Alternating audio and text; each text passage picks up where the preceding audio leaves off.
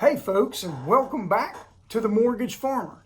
Today's topic is going to be getting yourself prepared to make an offer on a house. You may have already met with your realtor and you may have heard your realtor say to you that they want you to go ahead and get pre-qualified. And you're thinking to yourself, well, what is that and how do I do that?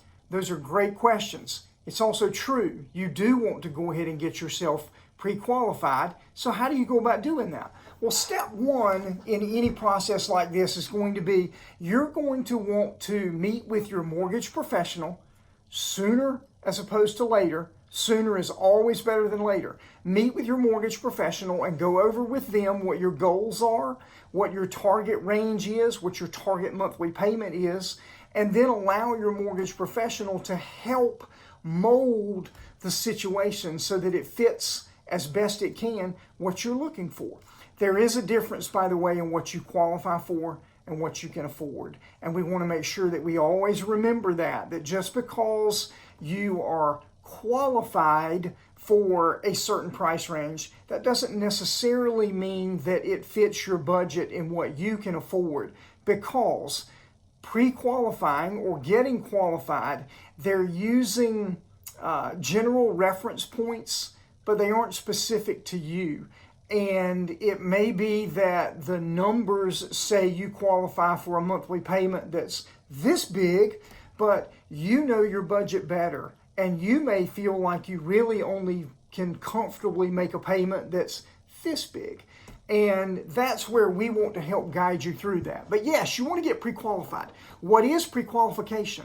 Basically, pre-qualification is the steps that we go through to gather information from you about your income, your assets, your debts, and your credit. And when we take those four things and we kind of dump them into the soup and we stir them up, what we come out with is the range that you would be pre-qualified for. That helps you doing that. And that's certainly what your realtor wants you to do.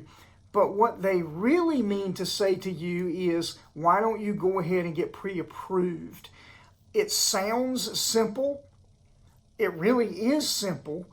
And for a company like Mortgage Choice here, the Mortgage Farmer, we don't do pre-qualifications. We only do pre-approvals. And the reason for that is there are pieces of information that you, the consumer, may not know that you should tell us when we're having a dialogue about your income, your assets, your credit. There's things that you may not know to tell us, but we do know to ask them. And that's why we don't want to do just a pre-qualification where you say, this is my income, and then you say, this is how much money I have to put down on the house, followed by, this is what my credit looks like. We want to go a little bit further, and we want to actually look at those things so that we can help you make sure that we don't run into a gotcha. I'll give you an example of that. You don't know this, but as mortgage professionals, we know that there are certain types of income that are scrutinized a little more heavily. There are certain types of additional income that have requirements to them before they can even be included. For instance, if you make $50,000 a year, but $25,000 of that is a base salary and $25,000 of that is bonus or commissions, well, in your eyes, you make $50,000 a year. But to a mortgage professional, we know that we've got to dig a little further. And that's the reason that we do that. So in a pre-approval, what we do here at Mortgage Choice is we want to ask you those questions. We want to have that dialogue with you about what you believe you can afford and what your comfort zone is. But we also want to take that next step, and we want to document what your income is. We want to physically see your income documentation, your pay stub or your W-2, or your tax return, or whatever the case may be. We want to physically see it, not because we don't believe you, but because there may be things that we know to look for that you may not know to tell us about. So that's one of the reasons we want to see them. Same thing with bank statements and your assets. You may say, I have X dollars to put down, but you may not realize that some of the manners in which you gained that money into your bank account may not be acceptable in the immediate future for the purchase of a house. So it's just little things that we want to look at just to make sure that everything is okay. I had a client many years ago that said that they had the money for their down payment, and we got into the process, and what they had done was gotten a cash advance off of their credit card and deposited it into their checking account. In their eyes, that took care of it. But it didn't. It was a problem, and it's a good thing we caught it early. It doesn't mean that it kills the deal. It just means that there's things that we have to do to work through that. So a pre-approval, we're going to document your income. We're going to document your assets, your bank statements. And then we're going to review your credit. We're going to physically pull your credit and review your credit so that we know exactly what it looks like. In the case of a pre-qualification, and a lot of I'll just say internet lenders, and it's unfair to lump all internet lenders in that category, but let's just for today's purposes say internet lenders basically might say to you, they might ask you to fill out a quick form that says, what is your income, how much money do you have to put down, and can we pull your credit? And you say yes to that, and they get their information, and they say, you're pre-qualified for whatever the dollar amount is, $300,000, $400,000. And then you go and you buy a house. And then you start digging into that, and we find out, well, yes, your income, your compensation was actually $80,000. I'm making that number up, $80,000.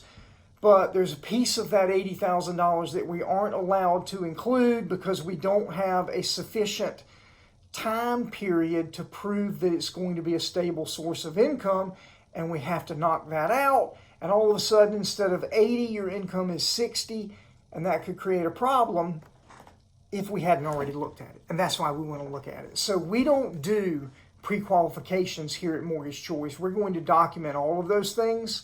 And when you leave here, after looking at your pay stubs and your bank statements and your credit and having 30 plus years of experience and knowledge manipulating, managing, and navigating this process, we found that we are much more qualified and more capable to make sure that we don't have any gotchas that come up at the 10th hour, the 11th hour, the 12th hour. We don't want those things to happen. So when you're ready to start the process, first off, it's never too soon to start the process, but when you're ready, the first thing you want to do is meet with your mortgage professional and get pre-approved.